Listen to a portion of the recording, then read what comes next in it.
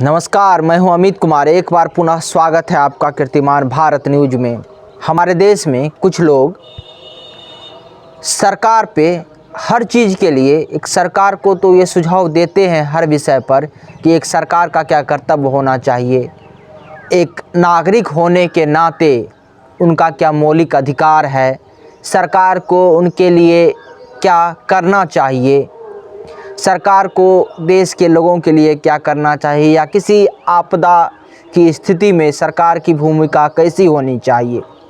लेकिन दूसरी तरफ अगर देखा जाए तो वही लोग ये भूल जाते हैं कि एक नागरिक होने के नाते भी देश के प्रति, समाज के प्रति और राष्ट्र के प्रति उनका कुछ कर्तव्य होता है ना। वो अपने नागरिक कर्तव्य को भूल जाते हैं, वो अपने नागरिक कर्तव्य के बारे में चिंतन करना भूल जाते हैं और वो कभी इस विषय में चिंतन नहीं करते कि एक नागरिक होने के नाते उनको क्या करना चाहिए, एक नागरिक होने के नाते उनकी क्या जिम्मेवारी है और क्या जो जिम्मेवारी एक नागरिक होने के नाते उनको मिला है इस देश में, क्या ठीक से वो उनका निर्वाह कर रहे हैं। ये विषय आज हमने इसलिए छेड़ा, आप जानते हैं रूस और यूक्रेन के बीच युद्ध चल रहा है। यूक्रेन में लगातार रूस बमबारी कर रहा है और रूस के कई शहर पे, क्षमा कीजिएगा, यूक्रेन के कई शहर पे रूस का कब्जा हो गया है और लगातार वहाँ पे हमले हो रहे हैं। इन सब के बावजूद जो यूक्रेन में जो भारतीय छात्र थे या जो भारतीय लोग फंसे हुए थे, उनको भारत वापस लाने के लिए भारत सरकार पे पूरा देश ने दबाव बनाया। पूरा देश की यही इच्छा थी कि जो भारतीय यूक्रेन में फंसे हुए हैं वो पुनः स्वदेश आए, उन्हें देश वापस लाया जाए। देश की जनता और देश की सरकार ने पूरे अपने प्रयास किए, अपनी पूरे तन्मयता के साथ जो भी बन पड़ता था उनको वापस स्वदेश लाने के लिए वो प्रयास किया। परंतु इन छात्रों को देखिए, ये छात्र जब वापस वतन आए तो कुछ ऐसे घटनाक्रम घटे जो इन छात्रों के एक राष्ट्र के प्रति जो कर्तव्य है, एक देश के प्रति जो इनका कर्तव्य है, जो इनका एक कृतज्ञता का भाव होना चाहिए, वो इनमें नज़र नहीं आया, देखने को नहीं मिला। इन छात्रों ने, जब ये छात्र भारत के एयरपोर्ट पे उतरे तो इनके स्वागत के लिए सरकार के बुजुर्ग मंत्री गए, परंतु इन छात्रों को वो मंत्री कल जोड़ के, हाथ जोड़ के अभिवादन कर रहे थे, इन छात्रों का स्वागत कर रहे थे, परंतु इन छात्रों ने उन मंत्रियों की तरफ देखा भी नहीं। इन छात्रों ने मुनासिब नहीं समझा कि वो उन मंत्रियों का, उन अभिवादन का कोई उत्तर दे। ज़रा सोचिए, जब कोई मंत्री हो, कोई प्रधानमंत्री हो, राष्ट्रपति हो, मुख्यमंत्री हो, ये सब किसी पार्टी की नहीं होती, ये एक देश का होता है। प्रधानमंत्री देश का होता है, प्रधानमंत्री देश का होता है, मंत्री देश का होता है, ना कि किसी राजनीतिक दल का होता है। जो मंत्री इन छात्रों का अभिवादन करने एयरपोर्ट पे पहुंचे थे सुबह के 3 बजे, सोचिए, वो किसी पार्टी के मंत्री नहीं थे, वो भाजपा के मंत्री नहीं थे, वो भारत सरकार के मंत्री थे। और इन छात्रों ने उन मंत्री के, जब वो मंत्री अपने दोनों हाथ जोड़ के इनका स्वागत कर रहे थे तो इनमें से अधिकतर छात्रों ने उनका उत्तर देना भी मुनासिब नहीं समझा।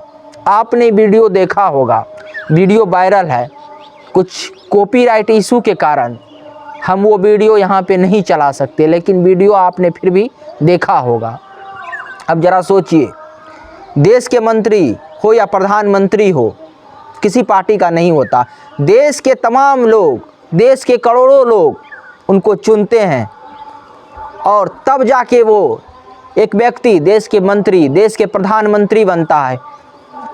इसका मतलब ये हुआ कि देश के जो करोड़ों लोग हैं वो उनका प्रतिनिधित्व करते हैं। वो मंत्री, वो प्रधानमंत्री जिसको देश की जनता चुनता है वो उनका प्रतिनिधित्व करता है। और देश के करोड़ों लोगों का प्रतिनिधित्व जब इन छात्रों का स्वागत करने एयरपोर्ट पे पहुंचा तो ये छात्र किस प्रकार से बेरुखीपन से उनका कोई उत्तर नहीं दिया। इन छात्रों के जो गुरूर था, जो घमंड था, किस प्रकार से था कि एक भारत सरकार के मंत्री, इस देश के कोटि कोटि करोड़ों लोगों के द्वारा चुनी हुई, इस देश के करोड़ों लोगों के द्वारा चुनी हुई सरकार और उसके एक मंत्री का इन्होंने एयरपोर्ट पे अभिवादन करना भी स्वीकार नहीं किया। वैसे तो कहा जाता है, जब भारतीय संस्कृति में आप देखेंगे तो हमेशा ये कहा जाता है कि विद्या ददाति विनय, यानी विद्या जो है विनय सिखाती है, विनय दिलाती है। और ये छात्र यूक्रेन गए थे विद्या अर्जित करने के लिए, ये छात्र यूक्रेन गए थे पढ़ने के लिए। लेकिन जब ये छात्र यूक्रेन में पढ़ के भी ये छात्रों के अंदर विद्या यानी विनय, जो एक प्रकार के विनय आता है, जो विनय आता है, वो इनके अंदर नहीं आया। इनके स्वभाव में परिवर्तन नहीं आया। ये शिक्षा प्राप्त करके भी इनके पास वो घमंड था। इनको जिस देश ने, सोचिए, युद्ध की स्थिति में भारत सरकार ने ऑपरेशन गंगा चलाया। ऑपरेशन गंगा चला के भारत सरकार के 4 वरिष्ठ मंत्री जो यूक्रेन से लगे दूसरे देश के सीमा थे, पोलैंड और देश के सीमा थे, वहाँ पे गए इनको लाने के लिए। 4 मंत्री 4 देश के सीमा पे गए, अलग अलग जगह, और वहाँ से इनको वापस भारत लाया। और भारत लाने के बाद इन छात्रों के मन में जरा भी अपने राष्ट्र के लिए, अपने देश के जो सरकार है उनके लिए कृतज्ञता का भाव नहीं था। ये क्या दर्शाता है? हालांकि सब छात्र ऐसे नहीं थे, यहाँ पे ये भी स्पष्ट मैं कर दूँ कि यहाँ पे सब छात्र ऐसे नहीं थे, कुछ लोग ऐसे थे, कुछ छात्र ऐसे थे। इसीलिए यहाँ पे सब छात्रों का, जो जितने भी छात्र यूक्रेन से आए, सभी को इसमें शामिल करना उचित नहीं होगा। कुछ मुट्ठी भर छात्र थे जिनमें ये भाव नहीं था। आपने देखा होगा कि यूक्रेन से ही आए कुछ छात्र ने इस बात का भी जिक्र किया कि जब रूस और यूक्रेन के बीच जब युद्ध चल रहा था और ये छात्र जब वहाँ से निकले तो एक ऐसा भी समय आया जब इनको रूसी सैनिक मिले, और रूसी सैनिक ने जब भारत का तिरंगा लगा हुआ गाड़ी पे इनके बस पे देखा तो रूसी सैनिक ने तिरंगे को सैल्यूट किया। इन छात्रों से इनका हालचाल पूछा, इसीलिए क्योंकि ये भारतीय थे, इसीलिए वहाँ पे इनका हालचाल पूछा, इनका सकुशल पूछा। लेकिन यही छात्र अगर आज भारत आए और किस प्रकार से इन्होंने एक भारत सरकार के ही मंत्री का अपमान किया, ये अपमान ही इसको कह सकते हैं, अपमान किया। ज़रा सोचिए, आज जब पूरे दुनिया में ये संदेश जाएगा, ये वीडियो पहुंचेगा, तो भारत के लोगों के विषय में, भारत के लोगों में किस प्रकार के नागरिक कर्तव्य बोध है, इसके विषय में क्या सोचेगी पूरा दुनिया, ज़रा सोचिए। फिर ये बात स्पष्ट हो जाती है, जब देश के प्रधानमंत्री विदेश जाते हैं तो वहाँ नरेंद्र मोदी को कोई नरेंद्र मोदी के नाम से सिर्फ नहीं जानता, नरेंद्र मोदी को इसलिए जानता है, नरेंद्र मोदी को इसीलिए सम्मान मिलता है कि वो भारत का प्रतिनिधित्व करता है, वो भारत का प्रधानमंत्री है, और भारत के करोड़ों लोगों का जो प्रतिनिधित्व बन के विदेश जाता है, इसीलिए नरेंद्र मोदी का सम्मान होता है। अब यहाँ पे एक प्रश्न और उठता है कि देश में प्रत्येक वर्ष लगभग 15 लाख छात्र जो नीट का एग्ज़ाम होता है, जो मेडिकल के लिए एंट्रेंस के लिए, मेडिकल कॉलेज में प्रवेश के लिए जो नीट का एग्ज़ाम होता है उसमें बैठते हैं, जिसमें से देश में लगभग 1.25 लाख छात्र ही नीट क्वालिफाई कर पाते हैं। बाकी लगभग 13-14 लाख छात्र ऐसे होते हैं जो मेडिकल कॉलेज में प्रवेश लेने में असफल रहते हैं।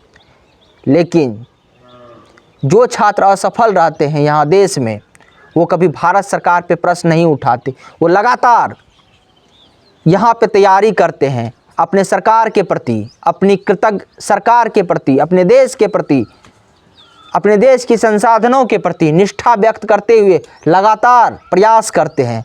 कभी आपने उन छात्रों को नहीं देखा होगा किसी भी प्रकार का देश के खिलाफ या देश के जो संवैधानिक पद पे बैठे हुए लोग हैं उनका अपमान करते हुए।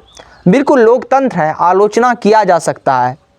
आप प्रधानमंत्री की आलोचना कर सकते हैं, आप मंत्री की आलोचना कर सकते हैं, लेकिन याद रखिए जब वो एक संवैधानिक पद पे बैठे हुए व्यक्ति हैं, जब आपके सामने वो आए तो आप उस व्यक्ति का नहीं बल्कि उस पद का आपको सम्मान करना चाहिए, क्योंकि वो पद भारत के करोड़ों लोगों के द्वारा चुन के उनको वहाँ भेजा गया है और करोड़ों लोगों के द्वारा वो पद उनको प्रदान किया गया है। जब आप उस व्यक्ति का वहाँ सम्मान करते हैं तो आप देश के करोड़ों लोगों का सम्मान करते हैं, और जब आप तभी उस व्यक्ति का वहाँ अपमान करते हैं तो देश के करोड़ों लोगों का आप वहाँ अपमान करते हैं। इन छात्रों से ये कोई नहीं पूछा, किसी ने नहीं पूछा कि देश में 13-14 लाख छात्र जो हर साल मेडिकल 15 लाख जो देते हैं एग्ज़ाम नीट के लिए, उसमें से 13-14 लाख छात्र ऐसे हैं जो देश के मेडिकल कॉलेज में एडमिशन नहीं ले पाते हैं।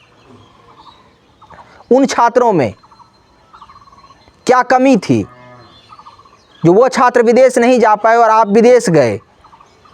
क्या ये यूक्रेन जाने वाले छात्र उन जो 14 लाख छात्र थे उनसे ज़्यादा टैलेंटेड थे? लेकिन इनसे ये सारे प्रश्न इनसे किसी ने नहीं पूछा। इन यूक्रेन जाने वाले छात्र से ये प्रश्न किसी ने नहीं पूछा। ये किसी ने नहीं पूछा कि उन 13-14 लाख छात्रों के पास धन नहीं था या किसी भी कारणवश वो विदेश पढ़ने के लिए नहीं जा पाते, लेकिन आपको वो अवसर मिला, आप वहाँ जा पाए, आप यूक्रेन जा पाए, आप विदेश जा पाए, आप पढ़ पाए।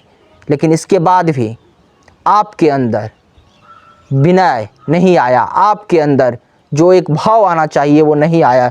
वैसे भी आपने देखा होगा कि हमारे यहाँ स्कूल और कॉलेज में लिखा रहा था तमसो माँ ज्योतिर्गमया, अर्थात अंधकार से प्रकाश की ओर ले जाने वाला ही शिक्षा होता है। लेकिन ये छात्र आज भी अंधकार में ही अपने जीवन जी रहे हैं।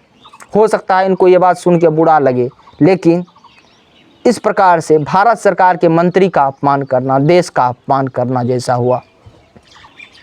इन छात्रों के शायद अपने जो नागरिक कर्तव्य हैं उनका बोध नहीं है। सबसे पहले इन छात्रों को अपने नागरिक कर्तव्य का बोध होना चाहिए। अब उनके राष्ट्र के प्रति इनका क्या कर्तव्य है इसका इन्हें बोध होना चाहिए। इसी के साथ अपनी वाणी को विराम देते हैं। अगर आपने हमारे चैनल को अभी तक सब्सक्राइब नहीं किया है तो कर लीजिए। धन्यवाद।